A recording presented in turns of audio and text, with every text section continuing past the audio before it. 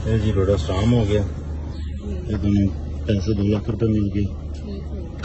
पूरे हैं जी पैसे, ठीक है चल। मंचनाबाद की खातून ने एक कम उम्र लड़के को फोन पर फ्रेंडशिप के बहाने वर्गलाया। इससे मिलने बहावल नगर आई, नौउम्र लड़के के पैसों से शॉपिंग की और फिर एक मोटरसाइकिल सवार के जरिए किसी नामालूम मुकाम पर ले जाकर इसके साथ तस्वीर बनवाई। बाद अज़ां उस नौउम्र लड़के पर थाने में जना बिल जबर का झूठा इल्जाम लगा दिया और कार्रवाई न करने पर 15 लाख रुपए का मुतालबा किया। मुतासरा खानदान को ब्लैकमेल करके 2 लाख रुपए लेकर सुलह की गई, जो एक तहरीरी बयान हल्फी पर हुई। वीडियो में हनी ट्रैप गैंग की सरगना जाहिदा बीबी रकम गिनते हुए स्टाम्प पेपर पर सुलहनामा तहरीरों तकमील करने की कार्रवाई मौजूद है। हनी ट्रैप माफिया जिला बहावल नगर में एक मुद्दत से सरगर्म है, जो मासूम नौजवानों को फंसाता, झूठे मुकदमात में मुलविस करने का खौफ दिलाकर इनके खानदानों को ब्लैकमेल करके माली फायदा उठाता है। Additional IG south Punjab Multan, regional police officer Bahawalpur और डिस्ट्रिक्ट पुलिस ऑफिसर बहावल नगर से मुतालबा है